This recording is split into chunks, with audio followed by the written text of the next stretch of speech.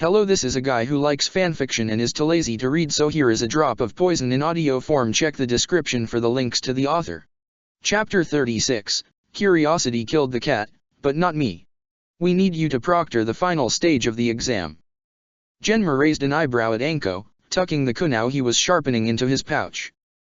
I thought Hayate was doing it. Hayate was found in critical condition yesterday. The doctors said he'd survive, but there's no telling when he'll wake up. Shit. Genma bit down on the senbon in his mouth. Orochimaru. Anko's expression was grim. Unconfirmed, but likely. Let me guess, half of the other Jounin have or had their teams as participants and can't proctor. And the other half would be shit at it. Anko finished. It's either you or Rado, and he's probably going to get tapped as the Hokage guard. Genma grimaced. Yeah, fair point. While he and Rado were of similar skill, Genma's abilities tended to be more suited towards assassinations than bodyguarding. So, will you do it? The kids are pretty tough this time around, so it'll be plenty of fun. Genma had learned to never trust Anko's definition of fun. He hesitated. I have an unofficial student that made it to the final stage of the Chunin exams. If I proctor, I can't train her. Because that's what he'd been planning to do. Kakashi would probably focus on the Uchiha, considering they were both ninjutsu types, and Sakura didn't have the connections to find another teacher without one being arranged for her. Anko grinned. You mean Pinky? Genma groaned. This was why he'd refused to give his friends any details about Sakura. They were going to be utterly ridiculous about it all. You know, I saw her fight with Inoichi's brat, and she's a clever little thing. The Yamanaka are itching to get their hands on her. Kakashi's been beating them off with a stick ever since her match. Genma wasn't surprised. I'm not giving you anything more to gossip about. Gossip? Intelligence gathering. The lines between the two blurred when you were a shinobi. I'll find out on my own just fine. Anko threatened. But you know the rules. She's not registered as your student or apprentice, and that means you don't have an official excuse. He sighed. Yeah, I know. Getting Sakura registered as Genma's official apprentice would have caused more issues than it would solve, at least right now. Typically, shinobi would either have an apprenticeship or in a genin team, not both. When it did happen, it was usually for highly skilled clan kids, and it was almost never for poison. Unlike Suna, poison wasn't all that common in the general core of Konoha shinobi, and almost never wielded by a genin. It would raise eyebrows and likely get some clan up in arms about their genin not being able to have an apprenticeship and genin team. So, Sakura wasn't Genma's official apprentice, giving her less unwanted attention and more freedom. It would have given him some privileges, hospital visitation rights for one, but it wasn't worth it. Not now.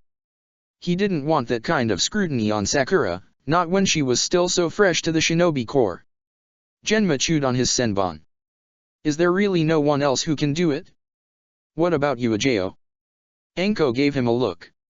She's chomping at the bit to find whoever hurt Hayate.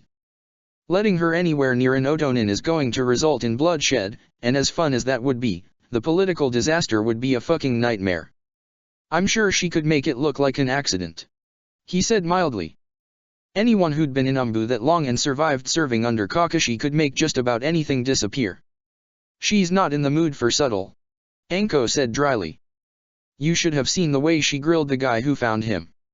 Funnily enough, it was an exam candidate. Kabuto Yakushi. The name didn't ring a bell. Never heard of him. He's a virtual nobody, don't worry about it. She narrowed her eyes. And don't change the subject. You don't have a lot of options here. If you refuse, people are gonna start wondering why, and it doesn't take a lot to put two and two together. Genma hated politics. Still, Anko was right. Fine. I'll do it. Just give me a few days to find Sakura a teacher. She's going to be fighting the Hyuga prodigy, and that's not going to be a cakewalk. I'd offer, but I've got my hands full. She grinned. Do you think she's got a shot at winning? And Genma wasn't actually sure. On one hand, Niji Hyuga was probably one of the strongest genin out there. There weren't many of his peers that could stand up to him.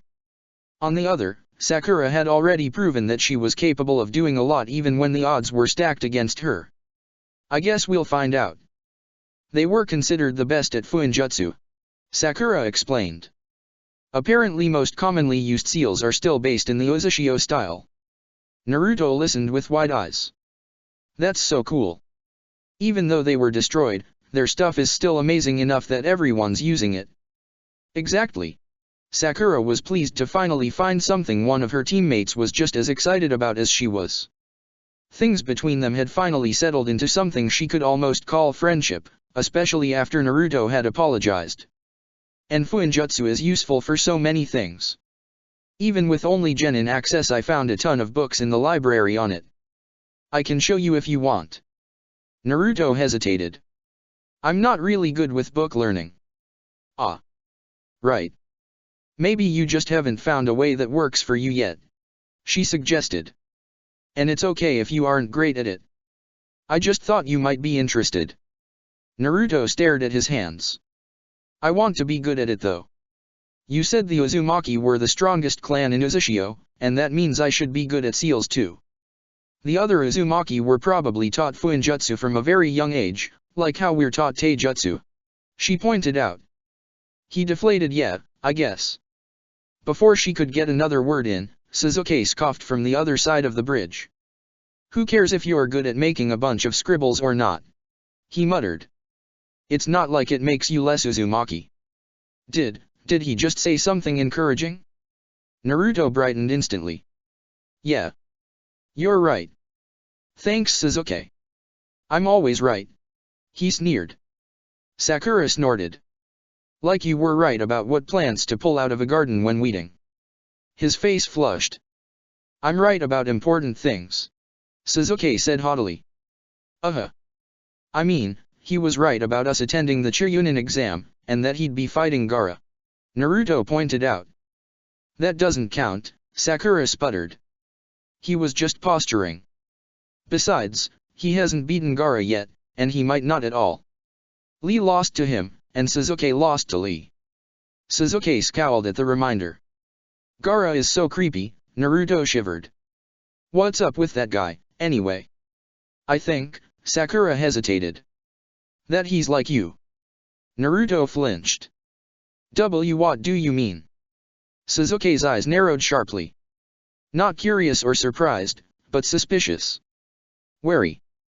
That she knew something about Naruto, something she wasn't supposed to. Sakura chose her words very carefully. During our fight on the bridge in Wave, and again when we were fighting Orochimaru, you seemed different. Your presence felt different. Your chakra too. Naruto looked more fearful than she'd ever seen him before. I think Gaara is the same, she concluded. Whatever makes you go like that, he also has. Interesting theory. All three of them flailed as Kakashi materialized behind them. He was smiling, but his gaze seemed cold. What do you think it is? He asked her. I think that no matter how powerful the fourth Hokage was, he couldn't have killed the Kyuubi. I think the Uzumaki were known for their sealing prowess and that Minato Namikaze was married to one. I think that Naruto was born on the same day as the Kyuubi attack. I think you're lying to me. I don't know. Kakashi stared at her in silence for a beat too long before abruptly shifting to a much more relaxed posture. Oh well.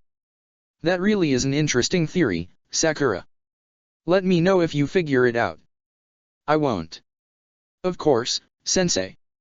Neither Sasuke or Naruto would look at her, and really that was all the confirmation that Sakura needed that she was the only one being purposefully kept in the dark. So. Now that two of you have passed to the final stage of the Churyunin exam, I figured some personalized training was in order. Kakashi ruffled Naruto's hair. Don't worry, I found a teacher for you too. Just because you're not participating in the exam doesn't mean this isn't a chance for growth.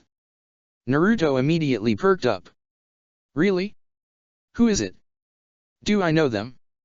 Are they cool? He'll be here soon, Kakashi said cryptically. Sasuke, you'll be training with me and Itachi. You've got a lot of work to do if you want to beat Gaara. Sasuke nodded curtly. I'll be with Genma, right? Sakura could not wait for an entire month of individual training with him. She saw Naruto and Sasuke cast each other confused looks. Oh. Right. She still hadn't told them about Genma. It wasn't like they'd asked where she'd learned any of her new skills or poisons, so she didn't feel too bad. Kakashi winced. Ah, about that. Genma has been tapped to be the proctor for the final stage of the Chunin exam, which means he can't train you. Oh. Sakura stuffed down her disappointment. So who will I be training with? Maybe a taijutsu expert. There was no way she'd be able to keep up with a Hyuga after only 1 month of training, but she'd need to hold her own for at least short periods of time in close combat. Ah, that hasn't been decided yet. Of course. Because obviously there were people chomping at the bit and ready to train Sasuke and Naruto, but there was no one for her. What am I supposed to do then? She demanded. Don't worry. I'll have a teacher for you by tomorrow, I promise. If I can't find one by then I'll take over your training and leave Sasuke with Itachi. Sakura narrowed her eyes. Considering how punctual Kakashi usually was, she didn't trust his promises of obtaining a teacher in a timely manner. Not to mention she wasn't overly eager to train one-on-one with him. His style of fighting wasn't compatible with hers, and she doubted he'd be able to help her much on the poison front. Maybe she could ask Genma if he had any suggestions? She knew he was close with Rado Namayashi, who was another Takubitsu Jounin. It was possible she could convince him to take her on as a student. Could I join Naruto or Sasuke? Sakura questioned. She didn't really want to, but she'd be fighting Niji Hyuga. Sakura knew her chances of winning were practically non-existent, but that didn't mean she wanted those already terrible odds to sink any lower. Even if Sakura couldn't win, she really wanted to get a few good hits in for what he had said and done to Hinata. Unfortunately, the Uchiha don't allow their techniques to be viewed by outsiders, and Naruto's mentor refuses to teach anyone but him. You're not an Uchiha. How come you don't count and I do? Why won't Naruto's mystery teacher spare a few days to help me too? A scream of frustration built in her throat. She swallowed it down. Okay. The taste was bitter. I understand. Kakashi had dismantled the final pieces of his wards when a presence flickered into existence next to him. I hear you've got a genin in need of a teacher. Kakashi didn't need to turn to know who he'd find. He entered his apartment, not even bothering to try to keep his unwanted guest out. And why would you be interested in filling that role? You've only taught other Umbu. An airy laugh. I have more experience than you, yet the Hokage handed over an entire genin team. Which everyone knew had been a terrible idea. Aren't you supposed to be running double shifts with all the foreign nin wandering around? How will you find time to teach on top of that? Tenzo agreed to help me out, a light hum. He's trying to avoid the Hokage right now, and wants to be out as much as possible in case there's news of Orochimaru. He goes by Yamato now, Kakashi pointed out idly. An amused smile. In public. Which Tenzo was barely ever in. I haven't been gone from Umbu that long. Have you forgotten what happens when you disrespect your captain? An almost mocking laugher rang through the apartment. You haven't been my captain for a long time, hound. Besides, you'd have to catch me to punish me, and we both know you're just not that fast. That was, unfortunately, true. Kakashi sighed. Get to the point. Your Kunoichi has the highest kill count in her year and she broke free of a Yamanaka's mind jutsu. She's interesting. Interesting was a bad thing to be in the shinobi world. Interesting got you dead and buried in an unmarked grave or accelerated through the ranks fast enough to make anyone snap. Interesting got you interrogations to figure out what, exactly, made you tick. If Kakashi didn't have the reputation he did and hadn't insisted on staying with all his students when they were debriefed, he wasn't sure what would have happened. He knew the games this village played, knew how shinobi were chewed up and spat out. That had been him, once upon a time. She's a genjutsu type. I can help with that. Genjutsu isn't going to help against a Hyuga. Kakashi pointed out. A cruel twitch of the lips. It wouldn't help you against a Hyuga, but your genjutsu has always been more akin to a sledgehammer than a scalpel. Kakashi closed his eyes. You're going to scare the shit out of her. She yelled at Fuyugaka the first time she met him. I'd have to work to frighten her. That's exactly what Kakashi was afraid of. Still, his options were limited.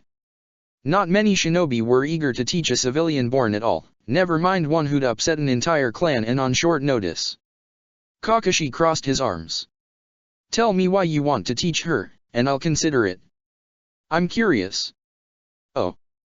That wasn't as bad as Kakashi had assumed. It was worse. Chapter 37, A Deal with a Demon. Naruto wasn't sure what to think of Jiraiya. He'd expected his mentor to be cool, and exciting, or maybe even mysterious like Kakashi, but Jiraiya was just weird. Naruto had asked Sakura about him, and she'd said he was a Sannin like Orochimaru and was super strong. He was apparently also a Toad Sage, whatever that meant, and a master at Fuinjutsu, but so far, the only thing he'd done was hit him once with chakra. It was weird. He was weird. Are you going to teach me anything, old man? He asked. I already told you I know how to water walk. Practice never hurt anyone. Jiraiya said flippantly. And your stamina needs increasing. Now Naruto knew he was bullshitting, because every teacher he'd ever had said that his stamina was great. Not once had they ever told him he needed to work on it. He crossed his arms. Tell me what the point of this really is. I told you, it's dash. I'm not stupid. Naruto snapped. I know my stamina is high enough. If you wanted me to get better, you'd make me do more difficult chakra control exercises or something, but you're not. Either explain what you're really doing or I'm leaving.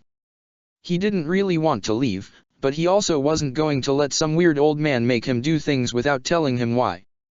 Naruto would find someone else to train him if it came down to it. He would. Jiraiya sighed. Kami, you're stubborn. Alright, fine, I'll tell you, but after you have to actually listen to my instructions. If what you say makes sense, then sure. Naruto bounced on the balls of his feet. Now hurry up and tell me, old man. You're aware of the Kyuubi sealed inside of you, right? Jiraiya tapped him firmly on the stomach. Over time, the seal will weaken and you yourself will have to learn how to harness its power. You've already lost control a few times, haven't you? It wasn't a question, but Naruto nodded regardless. Yeah. It usually only happens when I'm really mad or really scared. Your strong emotions are temporarily weakening the seal and allowing the Kyuubi to exert control over you. If you don't learn to control it, you will end up hurting your allies. The worst part was that Naruto could see it happening so easily. When that red haze had come over him, he'd felt so angry and powerful, and if Sakura or Sasuke had got in his way. He shuddered. What does this have to do with water walking? He demanded. It'll be easier to access the Kyuubi's chakra when your own is depleted. Jiraiya explained. You need practice using its power in a controlled environment so when it shows up during a fight, you won't be overwhelmed. That actually made sense. Why didn't you just explain that before? He complained. Jiraiya swatted him. You should learn to listen to your superiors without questioning them. You won't always get to know every detail on a mission. But asking questions was the only way people ever told him anything. Whatever. Naruto pouted and went to stand on the pond. I need to drain my chakra, right? How long is that going to take? Given your reserves but shoddy chakra control. Not longer than an hour.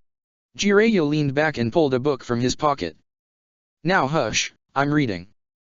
Naruto let out a frustrated growl but stayed where he was. This was going to be a long month. Sakura tentatively entered Training Ground 8. She'd been pleasantly surprised when Kakashi had found a teacher in less than a day, especially considering how high on his priority list she usually was. Then again, it was possible he'd just found some random shinobi who owed him a favor. Regardless, it was something and Sakura was determined to make the most of whoever came. She went deeper in the training ground and came to a halt just in front of a target range. She was plenty visible from everywhere nearby, so her teacher would be able to find her easily. Things would be fine. She just needed to keep her cool, be polite, and... Hi. Fuck. Sakura whirled around, heart in her throat and hand on a kunao. Standing behind her and looking far too amused, was a tall shinobi with black curly hair and pale skin. He looked strangely familiar, but she couldn't quite figure out why. Wait. No. No no no no no no no. No. Absolutely not. Shisui Uchiha grinned at her, eyes sparkling with mischief. I'll be your sensei for the next month. Oh no. The words fell out of her mouth before she could stop them. Any other time she'd probably be mortified, but right now she was far too outraged. Out of all the Uchiha Sakura had met, Shisui had not even come close to being the worst one, but he was still an Uchiha, and the last time she'd seen him, she had stormed out of Sasuke's house after yelling at their clan head. In retrospect, she was very lucky that there hadn't been more consequences for that. Then again, maybe this was the repercussion of her actions.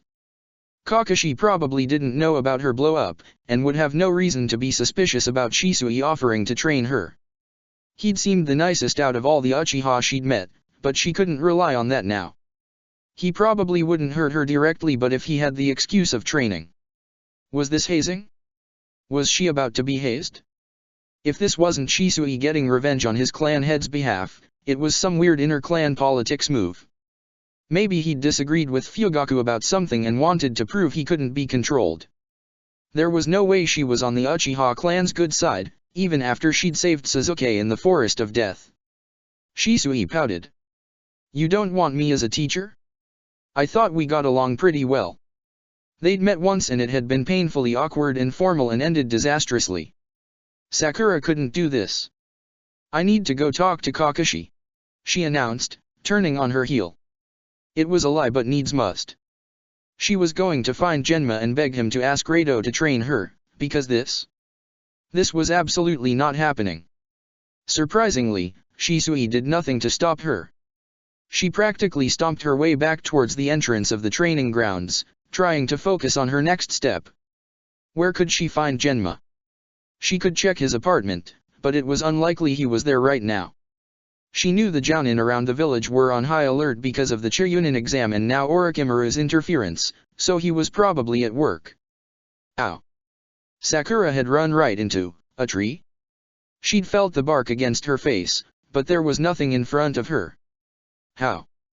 It hit her. Genjutsu. The Uchiha were known for their skill in it, and really, the culprit could only be one person. Sakura disrupted her chakra and the world changed around her. She blinked in surprise. She'd assumed that Shisui had put the genjutsu on her after she'd announced her departure, but the training ground looked noticeably different than how she'd ever seen it. Had he put the genjutsu on her before she'd even entered? Unease curled in her gut.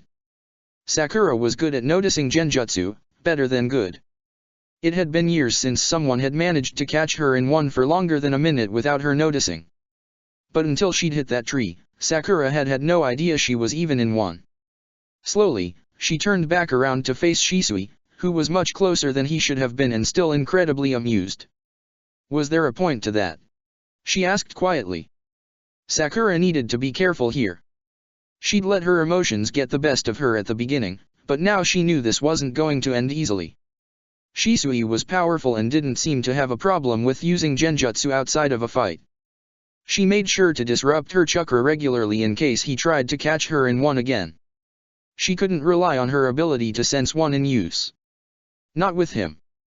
Of course there was, Shisui said easily. Do you know how I did it?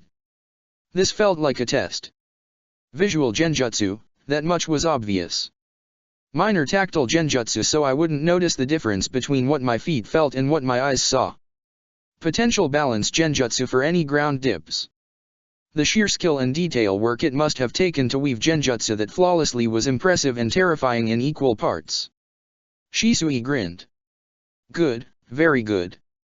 Definitely a test. Why do you think I did it? He asked. To scare me, was her first thought. To see if I would notice. Because you think it's funny. Because you wanted revenge for my disrespect of your clan leader. To prove a point. Is what she said aloud. Prove that you're stronger than me. More powerful. Correct. Shisui said brightly. Now, what rank were the jutsu I used? How was Sakura supposed to know that? She took a deep breath and laid all the information out in her mind. The visual component had been an area effect genjutsu. Detailed, but not complicated. Shisui could have managed it with a C rank. The tactile and sensory component was much trickier to figure out. There wasn't a lot of information about those kinds of genjutsu in the sections she was allowed to read in the library.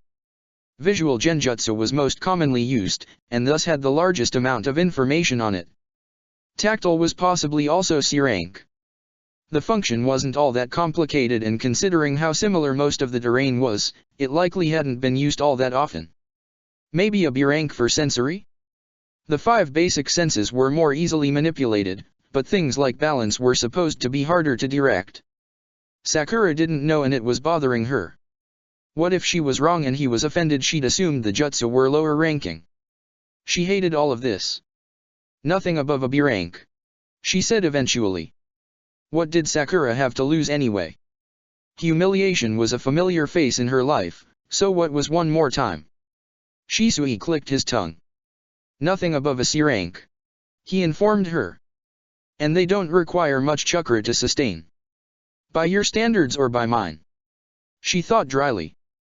That's impressive. Thank you. Shisui tilted his head. How many genjutsu do you know? That was a funny joke. None. She refused to be ashamed of it. They didn't teach genjutsu in the academy, and she'd never seen Kakashi use one. Sakura could have asked Genma, but she never wanted to push her luck on what he was willing to teach her. He was meant to be strictly her poison instructor, and that was all. She could have looked up some basic ones in the library, but having a new team and learning poisons had taken up a lot of her time. Not to mention her experiments with the Mokuton. She'd simply been too busy to try to pick up another skill entirely on her own. At least you won't have any bad habits to unlearn, Shisui mused. Like a blank slate. Was he still talking about training her? This wasn't some elaborate joke to mess with Sakura and leave her uncomfortable and unsettled and unwilling to ask Kakashi to find another instructor? Genjutsu doesn't work against Hyugas, she said cautiously. Learning will be useful in the future, but it's not going to help me in my fight next month. Shisui laughed. Step 1 of dealing with clans is realizing that 70% of what they tell the public is bullshit.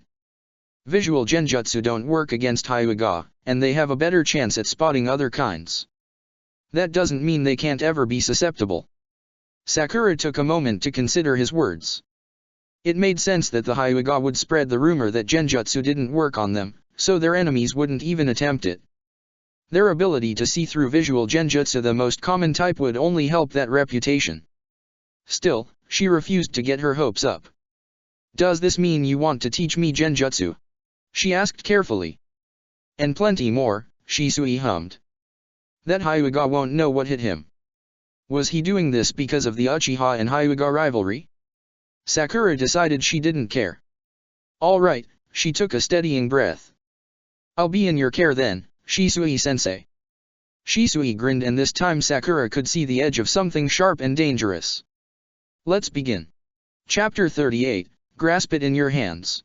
Sakura learned one thing very quickly from her new training. Shisui was an asshole. She'd been wrong when she'd thought that he was the nicest Uchiha she'd ever met. So very wrong. He'd started her training by making her read the creepiest books Sakura had ever laid eyes on, while water walking, and then using genjutsu on her. They were all more obvious than the one he'd used on the first day, but were hard to catch nonetheless. All manner of bugs had crawled on everything, shadowy figures had loomed over where she sat, blood-curdling screams and footsteps had haunted her. It got to the point where she routinely flared her chakra out of instinct the second she sensed something even a hint out of place, and then a few more times for good measure, because his favorite trick was applying a genjutsu, allowing it to be dissolved, and using a new one when she thought she'd escaped. Asshole. Prick. Sadistic little. I can hear you insulting me, Shisui saying. If you have time to do that, then maybe I should add another layer of complexity. They will never find your body, she promised. After dispelling another illusion, she shot a glare at Shisui. I don't see how any of this is going to help me learn genjutsu. Genjutsu isn't like ninjutsu, where you can just throw together some hand signs and chakra. he explained. You have to make your target fully believe and fully feel what you want. That means you have to be familiar with the sensation yourself. That explained the horror books and genjutsu he kept using. Why make me water walk at the same time? She demanded. Stamina and multitasking training. Your natural reserves are small, so you need every opportunity to strengthen them. Kakashi has done a decent job with your physical conditioning, but that's not all you're going to need. Ugh. His explanations were so reasonable and made sense, and she hated it because she just knew that there were easier ways to accomplish the same thing, but he was doing it like this to make her suffer. She also kind of hated that it made her retroactively despise Kakashi's training less. Physical conditioning was by far her least favorite aspect of shinobi training, and Kakashi had focused on it more than anything else. But at least his hellish methods were straightforward in their suffering. How long will I be doing this for? She panted. Disrupting her chakra while water walking was hard and stretched the limits of her control. She had fallen in more than once. Sakura had 23 days until she had to fight Niji Hyuga. She planned to use every single one wisely. She'd already begun planning and knew she couldn't waste any time if she wanted even a chance of pulling it off. Well. Sakura was suddenly hit with an intense wave of nausea and she disrupted her chakra so fiercely she fell in the water. Shisui looked far too amused as she pulled herself out.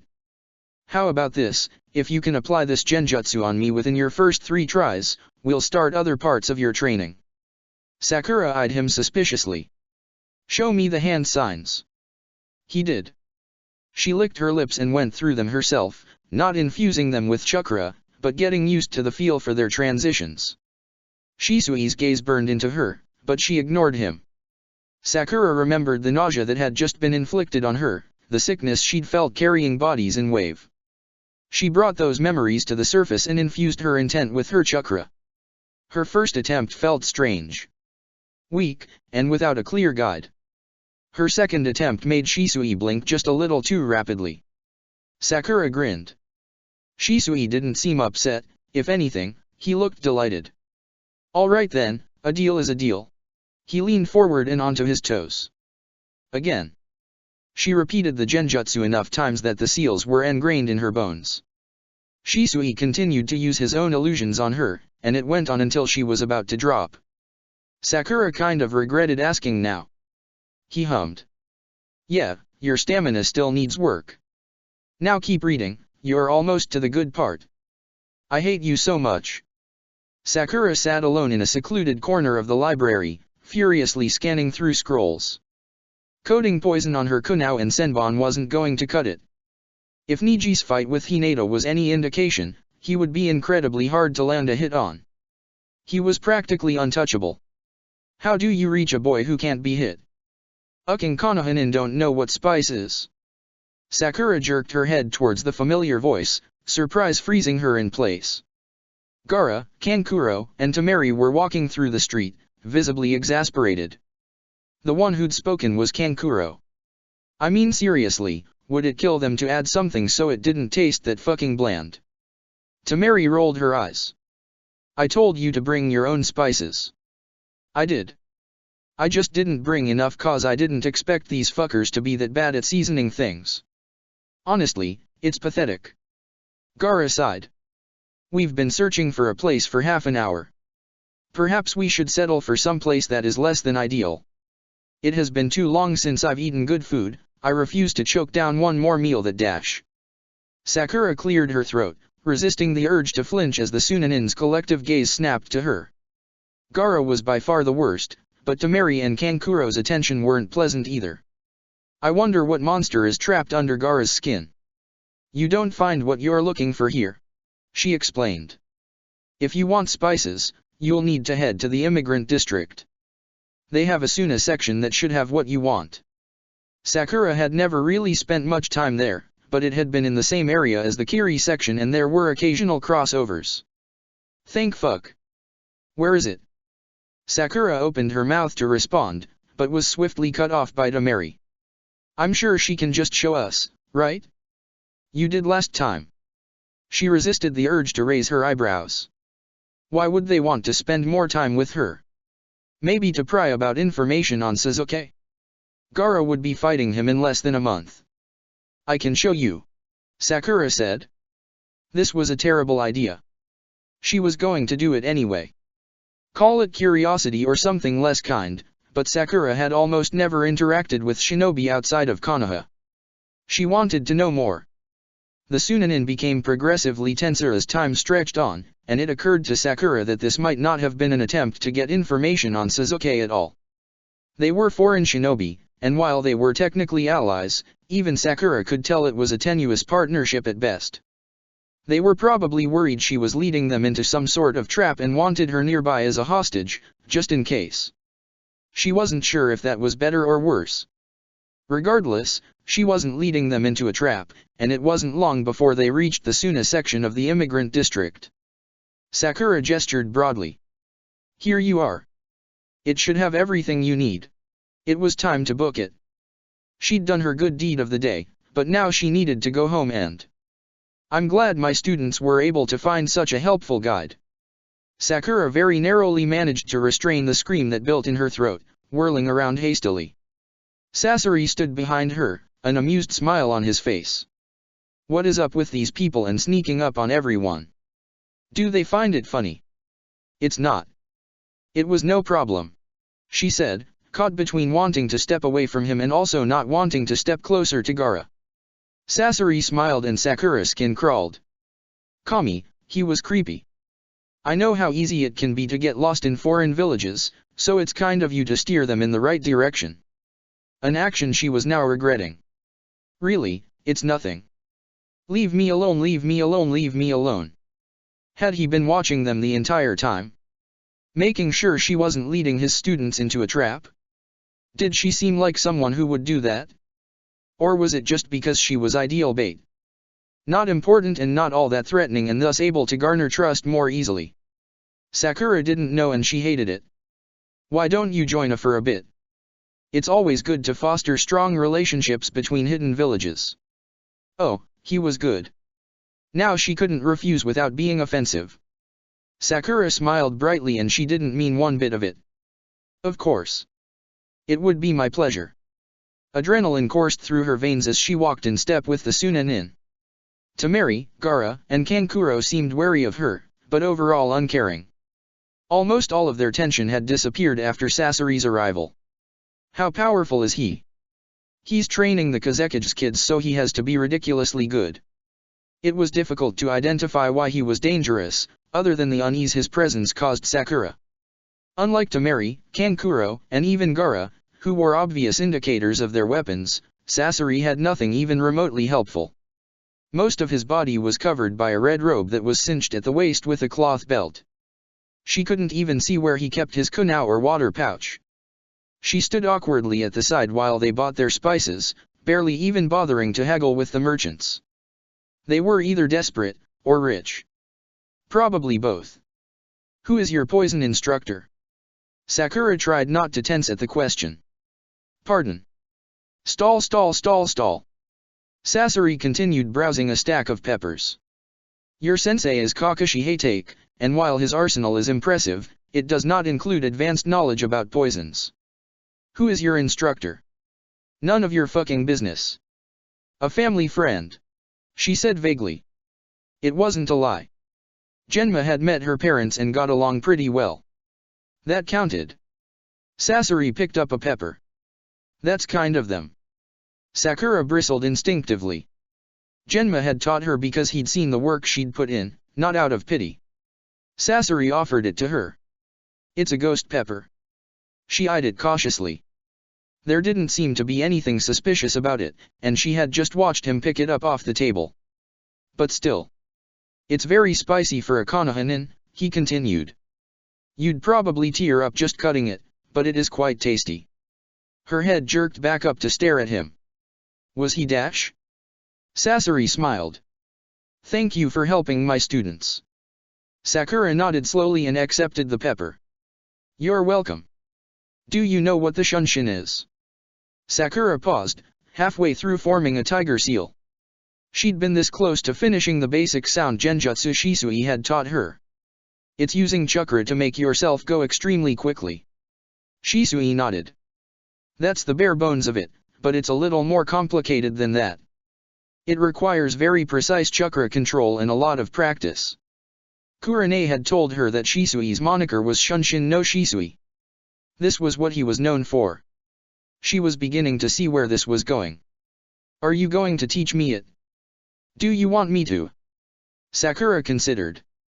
She had tentative plans already, and this wasn't a part of them, but she could make this work. Yes. Shisui grinned. Good. You might not have it mastered by the third stage, but you should have the basics down, and those are the hardest. Her chest grew warm at his confidence in her. So, the first thing you need to watch out for is circulating the chakra to your eyes. They're very delicate and can have serious consequences if you... It was night when Kabuto found her. Kin had been scouring the village since the preliminaries for that pink bitch, but was more often than not forced to hide from Umbu patrols and other Konohinin. The whole village was alert and suspicious of Otonin, meaning the kindest fate for being caught would be imprisonment. Orochimaru had told her to lay low until the invasion began, but her fingers itched for revenge. Dosu and Zuko had been bastards, but they'd been hers and now they were gone. Orochimaru couldn't have given less of a fuck. He'd laughed when Kin had told him what happened. Said that it was disappointing the original plan hadn't worked, but the acquired data was interesting all the same. Kin had wanted nothing more than to rip his throat out. That was why, when Kabuto found her sprawled on a branch, she threw a senbon at him out of principle. He dodged it, because of course he did, and jumped up beside her. "The fuck do you want?" she hissed. He smiled at her. "I have an offer, if you're interested." Fury burned through her veins. "If Orochimaru wants me to do his dirty work, then he can come tell me himself." Kabuto laughed softly. "I'm not here on Orochimaru's behalf." Kin stilled. Of all the shinobi working for Orochimaru, Kabuto was by far the highest ranking. He was afforded trust and agency the rest of them could only dream of. Even Zuko's father, who had welcomed Orochimaru with open arms from the day he'd shown up and taken over their land, wasn't anywhere near that trusted. "I heard what happened to you, team." Kabuto leaned forward. "I know you want revenge." Kin looked away. "And? That pink bitch will get what's coming to her." "But that's the thing, isn't it?" He grinned, the expression a tad too wide. "You don't just want Sakura Harino dead, you want Orochimaru in the grave too." Her hands twitched towards her pouches. She didn't have a hope in hell of beating Kabuto, but if she was fast enough she might be able to escape. "Do you want to know a secret?" he whispered. Despite her better judgment, Kin nodded. "I do too." Sakura may have not been from a clan, but she still knew some of the basic etiquette when interacting with those who were. Namely, don't ask about their techniques. Even if you were their friend. Especially if you were their friend, because they'd still have to deny you the information but would feel bad about it. And their new suspicion. It was fine. Sakura understood. Information was power and keeping the weaknesses of a technique hidden was just good tactics. So even though Sakura was fighting Hinata's cousin and fellow Hyuga, she never once asked her for information. Instead, Sakura studied. She scoured the library for as many books and scrolls on the Hyuga as possible. She read old mission reports used as propaganda and history books that mentioned them. Instead, Sakura watched. She sparred with Hinata as often as she could, taking note of all the strengths and weaknesses she could identify. She tested the nausea genjutsu on Hinata during a sparring match and nearly made her throw up. It seemed that Shisui really had been telling the truth about the Hyuga being just as susceptible to other forms of genjutsu. She wrote down every single detail and speculation she could find. She saw the black blindfold in Hinata's training gear. "What's this for?" Sakura asked, tapping the dark fabric. "I thought the Byakugan could see through everything." Hinata blinked. "It can, but this isn't for regular training." "Oh." Sakura tilted her head. "I don't understand." "The Hyuga know our biggest weakness is our eyes, and so we train without using them in case they're ever compromised in battle," Hinata explained. "We do our best to make sure that never happens, but it's better to be safe than sorry." That meant that blinding Niji wouldn't be nearly as useful as she'd hoped. That's really smart, she said aloud. So you can do a bunch of stuff with your eyes covered. Hinata brightened. We can. Training blind always came quite easily to me, even more so than using the Byakugan. Niji was no doubt proficient in it as well. She didn't need to scrap her idea immediately, but it would definitely need some tweaking. I can't imagine fighting without seeing anything, Sakura said honestly. That's pretty impressive. Hinata blushed. Thanks. On the 11th day of training with Shisui, she thrust her notebook at him. She'd spent half of the night going over all the details of her plan, and looked as frazzled as she felt. But it was done. He read it carefully, his normally jovial expression cooling into something sharp and calculating. Sakura waited anxiously for him to finish. Finally, Shisui looked back up at her. It'll need some tweaks, but it can work. Sakura let an unhinged grin slip out. Chapter 39, Brick by Brick. Sakura had been training with Shisui for 17 days and she now knew 2 genjutsu. One was a nausea genjutsu that induced sickness at varying degrees on her target. The second was a sound genjutsu that mimicked any pre-existing noise and made it sound like it was coming from somewhere else. She was honestly surprised she'd been able to learn them both in such a short period of time. When she mentioned as much to Shisui, he laughed. Kid, you're a genjutsu type. He flicked her nose. It's supposed to be easy. You're naturally inclined to the sort of skills that make genjutsu work. Shisui held up a finger. Detail-oriented. 2. Impeccable chakra control. 3. Creative. He lowered his hand. All these traits are what separates passable genjutsu from excellent ones, and they make it easier to pick up. You're not learning these jutsu superficially, you just have a natural inclination. That made her feel a lot better, though she'd never admit it. She'd been worried that she was learning too quickly, and thus her new skills would fall apart under pressure. Sakura would much rather hone these 2 illusions to perfection than learn any more, which was why they would be focusing on that instead of learning anything new ones for the rest of their time together. Try layering the genjutsu again. Start with the sound, then move on to nausea. Holding multiple genjutsu was tricky and needed all of her concentration. Her first 3 attempts slipped through her fingers like water. Sakura inhaled deeply. Again. For the second time, Sakura stepped nervously in the civilian cafe she'd first met Genma in. As before, he and Rado sat the corner, enjoying tea and sweet treats. She approached. Genma smiled lazily at her, and Rado tilted his head in greeting. Hey kid. Some of the tension released from Sakura. Hi. It had been a while since they'd interacted since Genma had explained in person why he wasn't able to help her in any capacity for the rest of the Chunin exams but that he was proud of her, so she felt a little unsure about her place. What are you doing around here? This is a little off course from your usual route. Genma took a long drag of his tea. Is everything alright? I need help, she admitted. Genma winced. You know I can't do that. I'm the proctor, so I can't have any involvement with the candidates. I know, Sakura took a steadying breath. That's why I'm not asking you. I'm asking him. She nodded towards Rado. The pair stilled for a fraction of a second, before Genma burst into laughter. You're damn good at following the letter and not the spirit of the rules, you know that. Sakura smiled, saccharine sweet.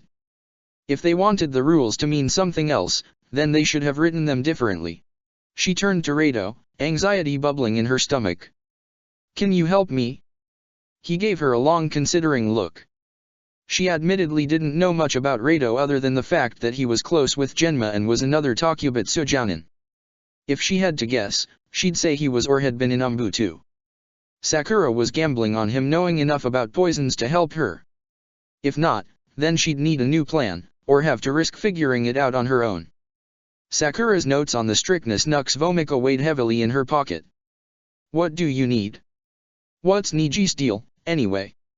It wasn't that Sakura didn't know she was touching a sensitive topic, it was just that she hadn't expected all of Team 8 to go dead still. There was a long, tense moment of silence. It's complicated, Hinata said quietly. He has strong opinions on strength, and she trailed off. He hates her. Kiba finished. Because that had been really hard to tell from the whole trying to kill Hinata part of their fight. Still, something about this bothered Sakura. It would be one thing to dislike someone, but that fight had been personal. That kind of deep-seated anger didn't arise from nothing. Most people didn't hate on a whim. Especially not someone like Hinata who was usually about as inoffensive as it got. Before she could ask another question, Hinata shifted her gaze away. It's a clan thing. The shutout would have been less obvious if they'd slammed a door in her face. Sakura stared at the lines and circles all over her body. Is this really necessary? Shisui clicked his tongue. You're going to be fighting a Hyuga, and a damn good one at that. Your primary objective is going to be dodging well enough so that your chakra and tenketsu points don't get sealed. If that happens, you'll be dead in the water. There had to be a better way than having Shisui poke her with paint on her tenketsu until she learned to dodge well enough. She was honestly beginning to have déjà vu. There's no way I'll be faster than him after only a month, she said eventually. He beat Hinata, who can kick my ass any day in Taijutsu. Even after Kakashi's grueling physical training, she just didn't have the stamina and skill her peers did. Shisui hummed, settling into a stance she recognized from Hinata. You won't be training to dodge the entire hit, but just enough that it won't be a debilitating one. It'll hurt, but it won't take you out. Huh. That was actually a good strategy. Sakura should really stop being surprised by that. Naruto. His head jerked up as a familiar voice called his name. Sakura was running towards them, face flushed but visibly pleased to see him. Jiraiya raised an eyebrow. You know her? Naruto nodded vigorously, waving at the oncoming Sakura. Yeah. She's my teammate. She skidded to a halt next to them, giving him a friendly punch to the shoulder. I've been looking everywhere for you. Naruto laughed sheepishly. Jiraiya-sensei has been keeping me pretty busy. That was an understatement. Every day they drained his natural reserves and tried to access the Kyuubi chakra, something that only worked half the time and spent the rest going through Fuinjutsu techniques. Jiraiya had seemed surprised when Naruto had requested the lessons, but he didn't regret it one bit. Seals were actually super interesting, and Jiraiya seemed to know how to teach them in a way that Naruto could actually understand and remember. Sakura smiled. I get that. I don't want to interrupt your training, but I really need your help with something. Naruto blinked. He was almost never anyone's first choice when it came for getting help. Especially not from Sakura, who was super smart and barely even asked Kakashi for anything. What do you need help with? Jiraiya's demeanor was friendly, but his eyes were sharp. She seemed to pick up on Jiraiya's watchfulness, because she shifted away from him minutely and turned her attention back to Naruto. I need to make smoke bombs, but with added ingredients. She explained. You were always the best at traps, and you almost never used standard issue bombs when you did your pranks. Naruto brightened. I made all of my stuff from scratch. I can totally help. Thank you so much. Sakura sagged in relief. Don't worry about it. This is for the Chunin exam, right? Anything to help fight that bastard Neji. Anyone who spoke to Hinata to anyone like that deserved whatever Sakura had in store for them. If the sharp glint in Sakura's eye was any indication, she agreed. Itaka found her in the library. She was hunched over several scrolls, eyes scanning them furiously. He cleared his throat. Her head jerked up. What do you dash? She froze once she caught sight of him. Itaka set the pouch in his hand down on the table. Inside was a scroll about obscure poisons found in the minor nations and how they were produced. Sakura watched him with sharp, wary eyes. Thank you for protecting my little brother. She leaned back. I already told Sasuke there was no debt to repay. He smiled. Nevertheless, thank you. Sakura fell flat on her face. Ow. Ignoring Shisui's unhelpful laughter, she pushed herself back to her feet and brushed the dirt off her dress. Learning the Shunshin was probably one of the hardest things she'd ever done, and even after hours of training, she still felt nowhere near being even close to competent. It wasn't the chakra control she had a problem with, despite the care she needed to make sure she didn't overload her limbs or even worse, her eyes going quickly without being able to see was worse than useless, it could be deadly. No, her difficulties lay almost exclusively in controlling her movements. She could start the shunshin just fine, but actually moving. Well, let's just say that it was a good thing that Shisui was fast enough to catch her before she did any real harm to herself. Ready to try again. Sakura ran her tongue over her teeth. She didn't need to master the shunshin, she just needed to be able to go in a straight line consistently. Again. Shikamaru wasn't surprised to hear laughter coming from the Yamanaka's flower shop. It was primarily run by Sora, Ino's mother, and was a hub for spies and informants everywhere in the village. Inoichi may have run the intelligence division of Konoha, but Sora was much more familiar with those who were routinely in the field. She was like the den mother of spies and informants. They trusted her as much as they could anybody, and the flower shop was one of the few places they seemed to relax. He was a little surprised to see Sakura there, leaning against the counter and chatting away at Ino as she folded up a bouquet. Shikamaru considered coming back another time, but if he didn't pick up the blackberry seeds his mom would kill him, and he was not keen on inciting her wrath. The two kunoichi looked up as the bell at the door chimed, pausing whatever conversation they'd been in the middle of. Shika. Ino quickly finished wrapping the bouquet she'd been working on and pushed it to the side. Are you here for the blackberry seeds? He nodded. They're in the back. Give me a second and I'll have them ready. With a flash of blonde hair, she was gone, leaving him alone with Sakura. She smiled awkwardly. It's been a while. Yeah. The atmosphere was uncomfortable, but neither of them made much attempt to alleviate that. Shikamaru didn't have anything against Sakura, it was just... well. He wasn't about to forget her slamming Ino's skull into the ground anytime soon. Shikamaru knew they had reconciled after their match, their conversation in the infirmary being the first of many. Apologies and other mushy words had been spoken, and they were clearly on good enough terms for Sakura to be invited to the flower shop. The bad blood seemed to have ebbed away, and there was no need for Shikamaru to throw his 2 cents of emotion in. But Nara had long memories. He took the time to study her closely. She was taller than she'd been in the academy, more muscular too. The edges of her chin-length hair had been evened out, and was pinned back by a multitude of clips. Her dress was the same, but he could see the places it had been patched up and re-sewn. Even more telling than her physical changes was the way she held herself. Sakura seemed settled into her skin, no longer trying to take as little space as possible like she had during her last days in the academy, nor loudly proclaiming her presence like she had when she'd liked Sasuke. She was different. Her fight with Ino had more than proved that. In the academy, Shikamaru had never been overly close with Sakura, but they'd had a decent rapport. She felt unfamiliar now, a stranger and yet not. He could pick out the pieces of what was the same and what had changed, but not exactly what was different. Ino came back with a bag full of blackberry seeds. Is that it? Shikamaru hesitated. He wanted to talk to her about what he'd overheard his parents discussing about Otogakure, but didn't want to do it in front of Sakura. It wasn't strictly clan business, but nothing he particularly wanted to share with someone he wasn't sure he could trust. Sakura picked up on his hesitation and stepped away from the counter. I should get going. It's almost time for supper and my mom hates when I'm late.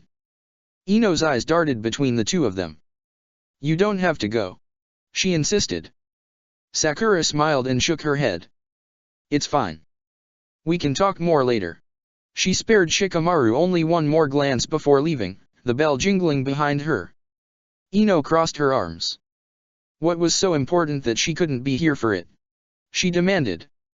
I think Otogakure is doing something to mess with Konoha. He explained. My parents won't tell me much, but anyone below Takubetsu Jounin has been ordered to stay away from Otonin unless told otherwise. She leaned back. My clan did the same. There has to be something else we're not seeing though, because Otogakure is a new and relatively small hidden village. If they tried to pull something, they'd get crushed. With their leaders strung out and gutted as a warning for others. Or maybe Konoha would just remand exuberant compensation. They still had to maintain their international facade of being the nice village.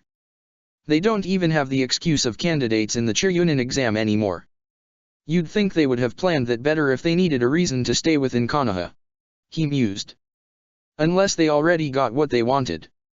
Ino's expression shifted just enough that Shikamaru knew something was up.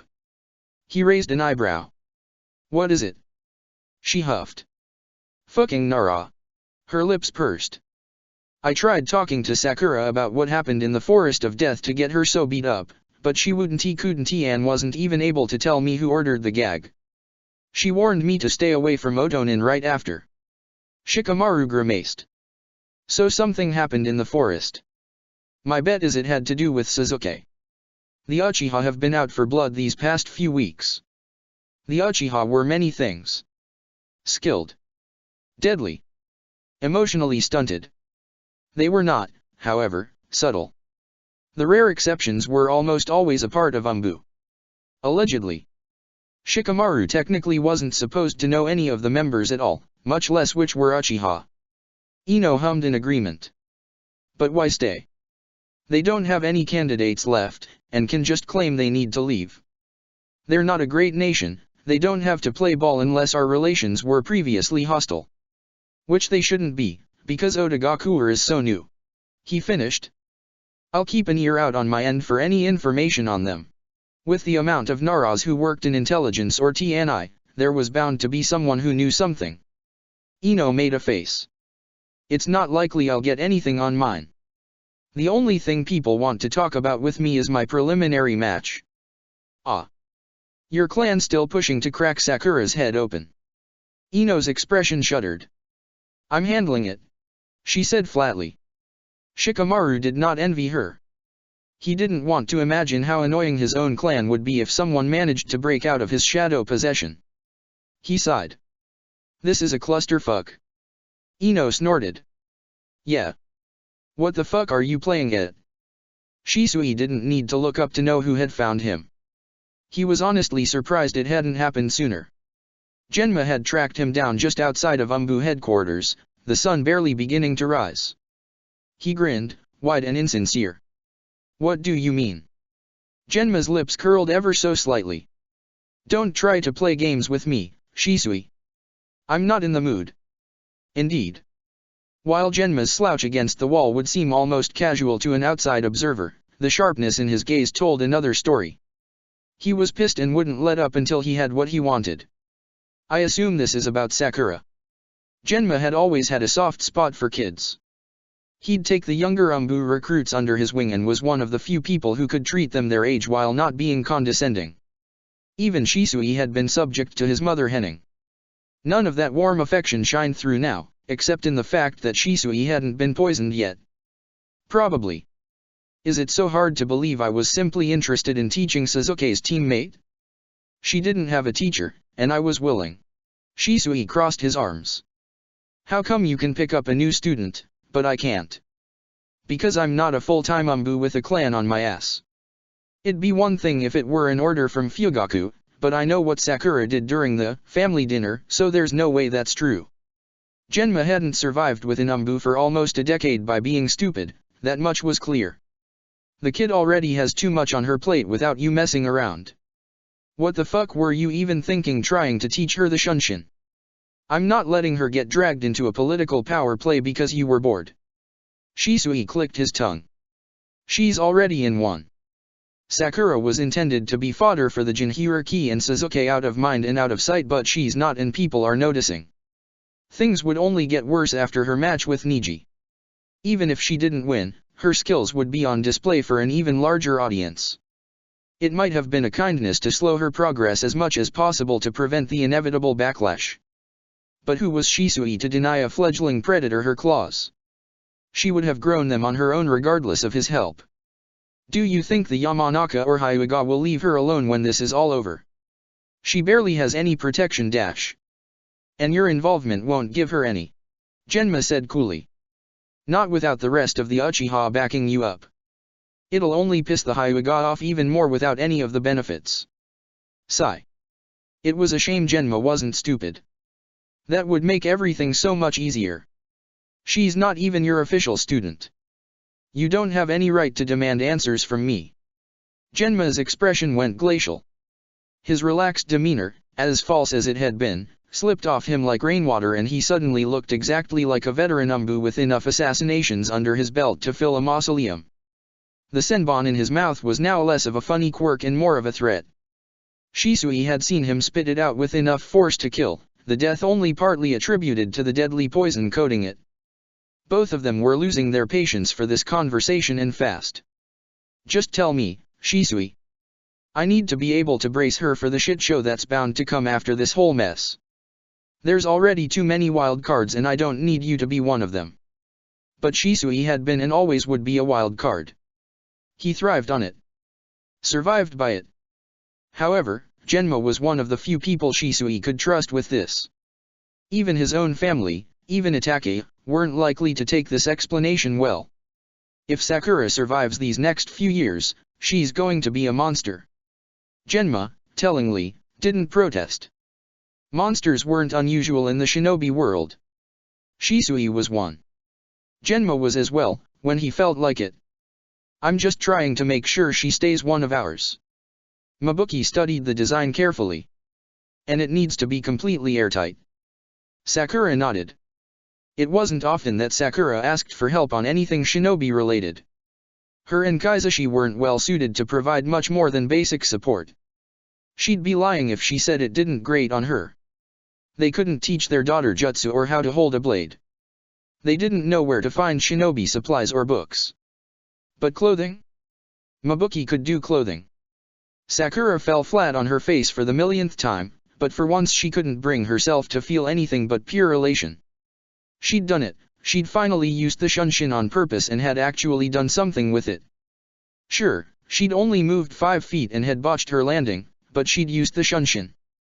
And now that she had an idea of what she'd done right, she could replicate it. Shisui watched her pick herself up, something almost manic sparking in his gaze. Good.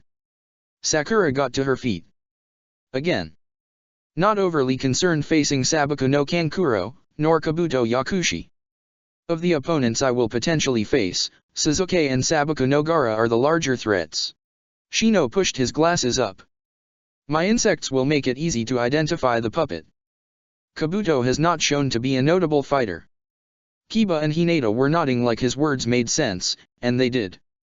They really did. Which was the problem? Nothing Kabuto had shown was suspicious at all. Not really. There wasn't any reason to be afraid. No glaring red flags or noteworthy behavior that couldn't be easily chalked up to something harmless.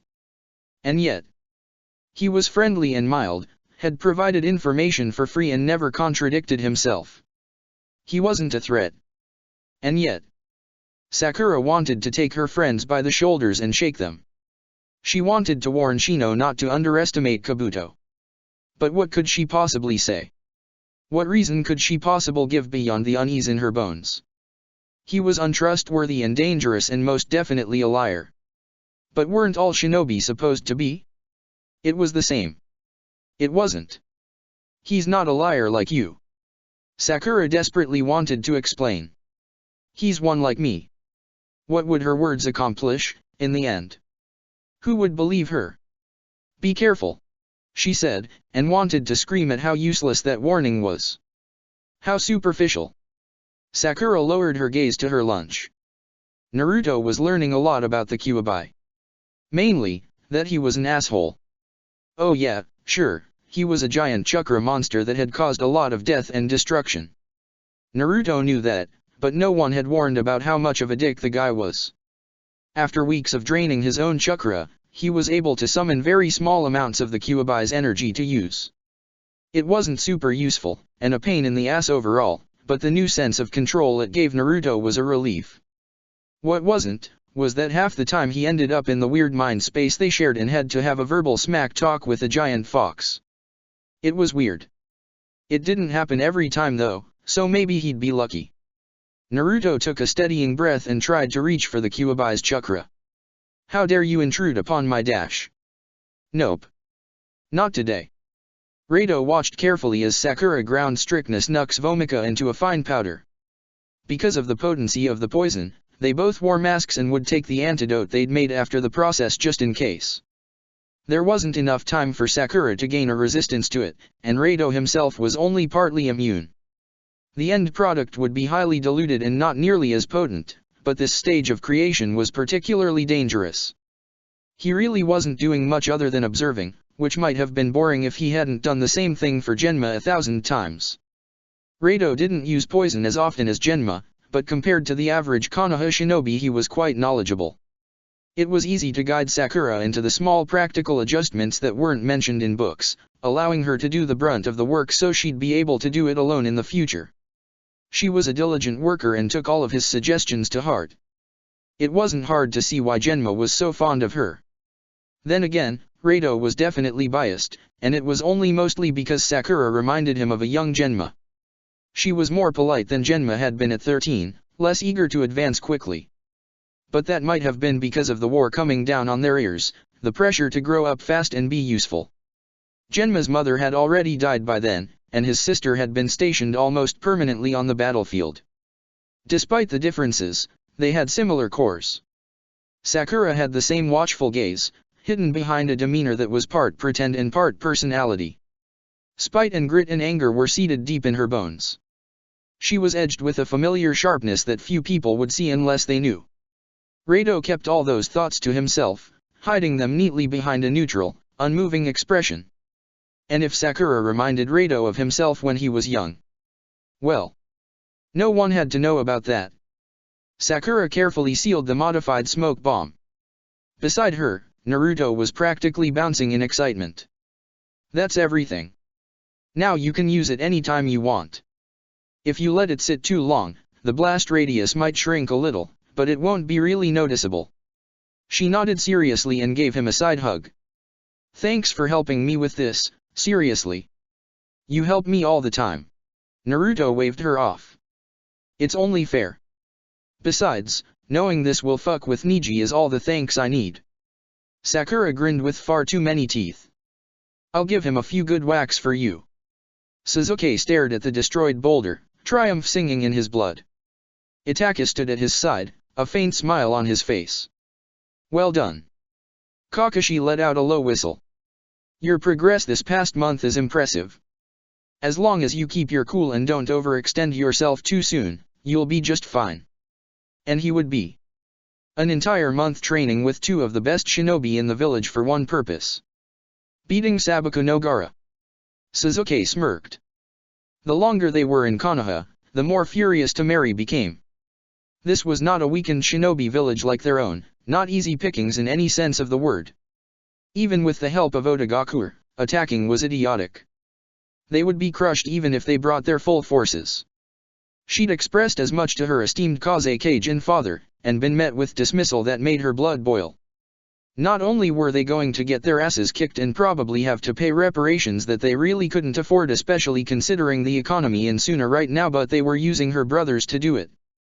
Their father had never stopped treating Gaara like a monster, a weapon, even though it was his fault Gaara had such a difficult time containing the Ichibai. And he was doing it again, ordering Gaara to drop all his hard-won control just to devastate a village they wouldn't even win a war against. It was ridiculous. If Temari survived this, she was throwing a coup. She wasn't even particularly keen on being Kazekage, she just refused to let her sorry excuse for a father continue destroying Suna. Kankuro and Gaara would help. Sasori probably would too. Her lips curled into silent snarl. Do you know how many monsters you've made, father? Sakura stood in front of the stadium's entrance and wondered how she'd gotten to this point. At what point had she made a turn that led her to this? Was it her assignment to Team 7? When she begged Genma to teach her? Or maybe it had been when her blade had found Shota's throat. Sakura didn't know, and she wasn't even sure she cared. No matter what turn had caused this, it didn't change the fact that this was where she now stood. There's no going back. Sakura entered the stadium. Chapter 40, Two Caged Birds. 9 candidates lined up in front of Genma, all with various levels of nerves, determination, and confidence. He made sure to keep his expression neutral while speaking, and didn't look at Sakura any more than the other genin. Welcome to the third stage of the Chunin exam. Just like the preliminaries, there are no rules. You fight until someone dies or forfeits. The only exception is if I can see a clear winner and stop the match. Understand? He waited until he received confirmation from all the candidates. Match 1 is Sakura Haruno and Niji Hyuga. Everyone else, proceed to the waiting room outside the arena. Give him hell, kid. Begin. Niji regarded the opponent in front of him with something approaching apathy. Sakura Haruno. 13 years old and 10 months out of the academy. Civilian-born. The third student of Kakashi of the Sharingan. Genjutsu type with a history of poison use. Her pouches had kunai, shuriken, and several smoke bombs, along with 3 vials of liquid. Her gear was not reinforced and even the goggles fitted over her eyes were of civilian make. The only remotely impressive thing about her was the A-rank mission she'd accomplished, but that could be easily attributed to Kakashi Hatake's exceptional abilities. It was a miracle she'd even progressed this far in the Chunin exams. There was no reason to fight her if he wasn't forced to. He had no desire to needlessly hurt someone he had no quarrel with. You should forfeit. He counseled her. The gap in skill between us is too great. We were simply born on different levels. You have no chance of victory. She tilted her head, eyebrow raised. Do you give this little speech to everyone you fight? Or are Hinata and I just special? She was mocking him. That was fine. She would soon understand. I am offering you a chance to surrender. The outcome of this match has already been determined. There is no point trying to fight it. Niji knew from experience. It would be a waste of both of our time. Sakura pulled out a handful of kunai. They were likely poisoned. The only one wasting time here is you. I'm pretty sure we're supposed to be fighting. Niji shifted into a stance. As you wish. Hayashi had been tempted to not even arrive for Niji's first match. There wouldn't be any true value in witnessing it. A fight against some nameless civilian-born wouldn't be a sufficient demonstration of skill for Hanabi to emulate. However, the swift victory might give her a reminder of what she must strive to be, what her fights must be. Even the audience was unexcited, few bothering to cheer or pay much attention. Niji made the first move. The gentle fist was at its strongest in a planted defensive position, but that wouldn't matter when his opponent was so heavily outclassed. Haruno retreated, as expected, but it was useless.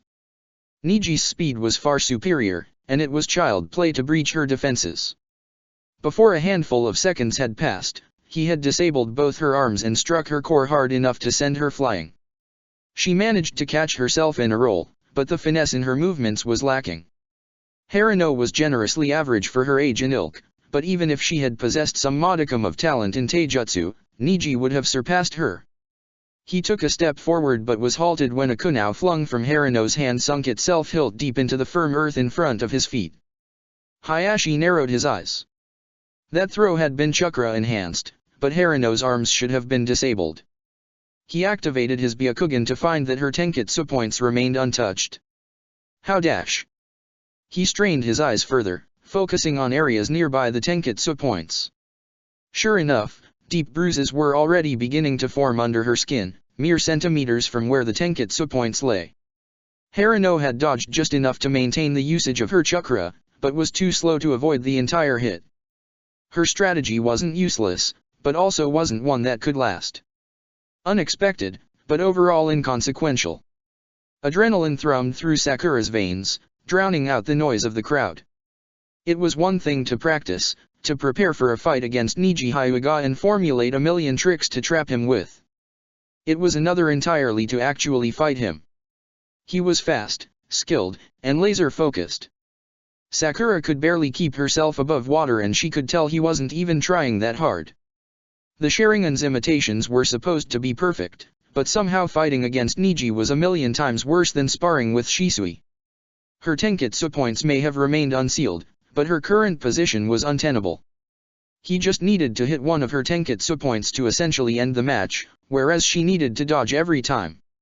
On top of that, there were only so many hits she could take before her injuries caught up to her.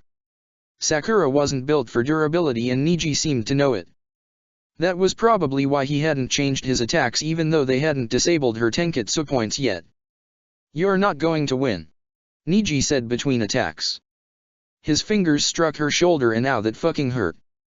Probably not, Sakura agreed, chest heaving as she tried to catch her breath. That was okay though. Because Sakura wasn't there to win. Not really. She was pretty sure she couldn't. But that didn't mean she was going to make this easy. Sakura was going to make Niji bleed for his victory. She could tell that he hadn't expected that answer, and she used his hesitation to create more distance between them. So why do you fight? He questioned. If you know it's pointless, if you know you are doomed to fail, why bother? That sounded almost personal. He'd said similar things to Hinata during their match. You heard the proctor, right? I don't need to win the match to become a Chunin. Just like you could win every match and not become Chunin. He paused in his attacks, considering her. And you truly believe you have a chance at becoming a Chunin? Despite your fate being so clearly written otherwise. This was starting to sound a little too familiar. Are you a seer or prophet? She asked coolly. Or is it simply arrogance that has you believe you can see the future of others? The look in Niji's eyes was almost pitying, and it raised Sakura's hackles. You are a civilian-born kunoichi with no particular talent. Your taijutsu is below average, your chakra reserves are small, and your intelligence is not enough by itself to help you advance. He shook his head. Why struggle meaninglessly? There is no shame in acknowledging your fate. It's good to have dreams, Sakura, but there's no harm in being realistic. Mizuki smiled at her. You'll thank me in the long run. Sparring with you is a waste of time. Suzuki sighed. Why can't you just admit you won't improve enough to ever be on my level? You'll probably never be able to do an A-rank jutsu without nearly killing yourself. Shisui said cheerfully. I wouldn't recommend even trying. I'm the one who gets to decide whether it was meaningless or not. Sakura said. You're not saying anything I haven't heard before. It doesn't matter if you repackage it as destiny or fate. His expression twitched. Do you truly not see how your place of birth has determined who you are today? Your current skills, abilities? What is that, if not fate? Centuries-old systems and prejudices. She said blithely. And those were made by man, not any god. That means they're fallible. Does it make you feel better to believe that? Does it make you feel better to believe otherwise? They stared at each other, locked in stalemate. Niji looked away first. You are fooled by the illusion of choice. The outcome of this match will remain the same regardless of your actions. Sakura could have chosen to be a tailor like her mother, or a merchant like her father. She could have chosen to keep crushing on Suzuki or to not start training harder. She could have chosen to never ask Genma to teach her or given up on the Mokuton. Maybe she would still be standing here if she hadn't done those things, maybe she wouldn't. But Sakura would not have been the same person she was now without having made those choices. She pulled out 2 smoke bombs, one for each hand. Let's test your theory. Sakura pulled the pins. Red-tinged smoke erupted around the 2 genin, engulfing them entirely. Niji shut his eyes after the first whiff of pepper, aware that getting any in his eyes would be a detriment and potentially hinder his next fights. Sakura's tactic was neither impressive nor new. Hundreds had tried to find weaknesses in the Hyuga's techniques, and using an airborne agent was nothing their training didn't account for. It would be simple to exit the radius of the blast, but maybe Niji could make a point that would finally make Sakura understand. None of her efforts meant anything. None of his had. He centered himself, stretching his senses to locate her. She was able to hide her chakra signature well, he'd give her that, but... Footsteps. Faint and almost inaudible against the Colosseum crowd. Most genin wouldn't have been able to hear it. Niji was not most genin. He readied himself for an attack, not revealing that he knew her location. Her goggles were undoubtedly meant for this very situation, meaning she had more visibility than he did. The lesson would be more encompassing the harsher it was taught. 10 feet away. 7. 5. At 2 feet, Niji struck decisively, aiming for where Sakura's torso should be. And was met with nothing but air. Auditory Genjutsu. He immediately activated Revolving Heaven, barely too late to deflect the fist that slammed into his face. His palm connected with her chest a millisecond later. Itake was expecting the body that was flung from the red-tinged smoke. Sakura once again caught herself in a roll, kicking up dirt as she stumbled into an upright position. She seemed strangely satisfied. It became clear why. Niji Hyuga stepped out of the dissipating smoke with blood trickling down his face, looking more than a little irritated. The crowd was almost silent with shock. They'd been expecting a quick, easy match.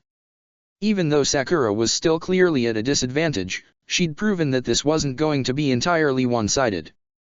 When Niji's mouth began to move, Itake activated his Sharingan to read his lips. Technically, he was supposed to be providing security with the rest of the Konoha police force, but he was confident in his ability to watch his surroundings and the match. Doesn't change anything. Sakura raised an eyebrow. And how would you know? Niji pursed his lips, looking conflicted. After several seconds, he began untying his hitai. Itake, of course, knew about the seal placed on the Hyuga branch members. Most clan shinobi did, though the information was in varying layers of vagueness depending on how high-ranked they were. It wasn't a secret, necessarily, but was definitely not something that was discussed in public, much less as bluntly as Niji was no doubt doing. Even if few could hear what he was saying, this would no doubt cause future upset. Not many thought kindly of the seal, and the only reason it hadn't been stopped was because of the laws allowing inter-clan practices to face little interference from the rest of the village and its government. It had been one of the only ways to convince the clans to join Konoha at all those years ago. That didn't mean people had to like it. And if the horrified expression on Sakura was anything to go by, she was no exception. The only way to escape this cursed seal is to die. Sakura felt sick. She'd known, subconsciously, that there were darker aspects to clans. She knew about the rigorous training they faced and expectations that never lowered. She knew about the intense mental training Ino went through, ones designed to sharpen her interrogation skills and teach her how to play mind games through experience. She knew about the Obarame and Inyazuka's tests of trust and skill, throwing their members into hostile territory with nothing to rely on but their insects or ninkin. But Sakura didn't have words to describe how horrifying this was. Do you understand now? How pointless it is to try to escape your fate. Niji's voice was raw yet vicious. We are nothing but pawns. Never be anything but cannon fodder. Sakura forced her thoughts into order. Despite her distraction providing a perfect opportunity to attack, Niji remained static. He seemed to be searching for something in her expression. Understanding? Validation? Two birds sit in a cage. He'd doubtless heard a number of hollow platitudes. A million different excuses. So what did he want from Sakura? Sakura met Niji's gaze unflinchingly. The cage has been clawed and scratched and bitten. Yet the bars remain unscathed. Fate did not put that seal on you. Destiny did not kill your father. She took a step forward. Those were the actions of your uncle. Of your clan. Don't do them the favor of absolution. Niji blinked. One bird says to the other. It hurts, doesn't it? I'm angry. Are you? Despite what you seem to have convinced yourself, you haven't given up. If you were truly resigned to your so-called fate, why did you try to kill Hinata in the preliminaries? He hesitated. She was the weaker competitor. That's not what I asked. Sakura shot back. Serving the main family, that's what you said your duty is, right? Your fate? You could have forfeited, sacrificing your chances at becoming a Chunin for the betterment of a main family member. But you didn't. You tried to kill her. Niji pursed his lips. Is that not defiance? Is that not rattling the bars? You can lie to yourself all you like, but it seems that between the two of us, I'm the one who can see clearly. She could see the agitation building within him. Her words were striking a nerve, and continuing to push might cause him to attack her physically. Why are you afraid to admit you're still trying to fly free? Sakura already knew the answer to that. Every day she got up and chose to fight. She climbed a mountain inch by inch with bloody clawing hands. She fell time and time again. Bruises and broken bones and blood. All to rattle a cage that wouldn't chip. It hurts to try. It hurts to care. The other bird says. Always. Niji didn't remember moving. His emotions were an ugly tangle in his chest, fierce enough to make his hands tremble and his breaths shorten. He just wanted Sakura to stop talking. She managed to grab another smoke bomb during her retreat, but Niji batted it aside before it could detonate. 1 strike. 2. Neither of them blocked her Tenketsu points, but she would wear down soon. Her footing was unsteady, enough so that she began falling, but her hands scrambled through signs, and she barely managed to substitute herself with one of the kunao she'd previously thrown before hitting the ground. Sakura rolled to her feet and launched 3 senbon at his turned back. Too close range to dodge cleanly, and with her history of poison, there was no harm in being safe. Niji blocked the senbon with a kunao with one motion and threw it with the next. He saw the next several seconds with blistering clarity. The kunao left Niji's hand. For the first time in years, he overextended while throwing. Sakura's hand wrapped around the hilt mid-flight. And then she was 10 feet behind him. For an endless second, there was nothing. And then the blood started gushing from Niji Hyuga's arm. From wrist to shoulder, red poured from the wound. Skin and muscle alike had been cut through. It was almost bone deep. 10 feet behind Niji, Sakura staggered. Her movements were uncoordinated and unsteady, as if experiencing vertigo. If Itaki hadn't been duty-bound to his post, he would have tracked down Shisui and shook him until he finally gained some sense. He'd been aware that Shisui had been training Sakura. He hadn't exactly made an effort to hide it, one of the many reasons he was causing father to go gray early, but he also hadn't advertised what he was teaching her. Itaki had assumed it would be basic genjutsu and polishing her current skills. He should have known Shisui would never stick to something predictable. Still, teaching the Shunshin to a rookie genin was too far, even for Shisui. That was a Chiryunin level technique, and the control alone. There was a reason it wasn't taught to genin. Overloading chakra pathways was extremely common, and that wasn't even mentioning the even distribution required. Itaki was going to kill his cousin. That was, if Kakashi didn't do it first. Sakura saw the exact second Niji decided he wasn't going to hold back anymore. She knew, even before he shifted into a new stance, that this was going to be the end of their fight. 8 trigrams, 64 palms. She reached for her last 2 smoke bombs, but it was too late. 1 strike to her shoulder. 2 to the chest. Sakura felt the chakra in her hands fizz out like waterlogged sparklers. 3 to the thigh.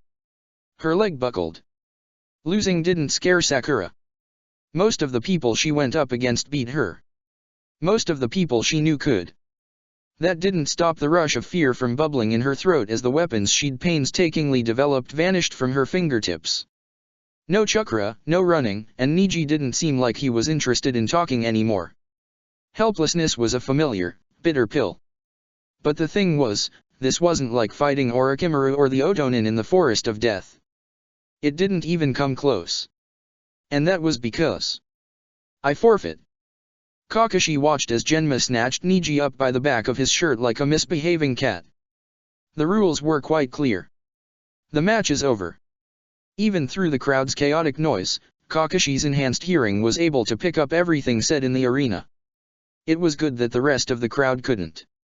Niji didn't even glance at Genma. He just stared at Sakura with burning eyes. You lost the match. I was right.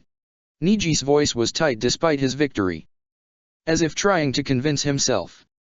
Sakura slowly rose to her feet, leaning heavily on one side. I did, she admitted freely. But the outcome isn't the same as it would have been if I'd taken you up on your offer at the beginning. Because Sakura had left Niji with a bloodied arm and a broken nose. Even if he was healed by medics in between his matches, it would hinder him in his later fights. If they'd been born on different levels, then Sakura had clawed her way to Niji's and dragged him down. The two stared each other down for several more seconds before, in some silent agreement, turning around and making their way to the opposite arena entrances. It was a fairly anticlimactic end to their fight, but something about it all made Kakashi watch carefully. They were both nearly at the exits. But then Niji stumbled. The stadium didn't notice, but Genma did. He rushed towards Niji and made a sharp hand gesture that had medics jumping into the arena. For a second, it looked like it had been an overreaction until Niji collapsed. The medics swarmed him and quickly moved him onto a stretcher. Murmurs of unease and surprise broke out from the crowd. What had happened? Wasn't the match over? Niji hadn't lost enough blood to pass out like that. Poison. There was no other possibility. Sakura had never even touched Niji with her senbon, and even the cut she'd scored had been with his own kunao. That left few options as to how it had happened. He eyed the residue of pepper on the stadium floor. Niji had allowed himself to be caught in the modified smoke bombs, and if Sakura had carried the antidote to protect herself. It was a clever, multi-layered attack. In a real battle, Sakura would have died, but her poison would have done her work from beyond the grave. Across the field, Sakura watched with a viciously satisfied expression. You may have killed me. Her eyes seemed to say. But you're dead too. Check the description for the links to the author.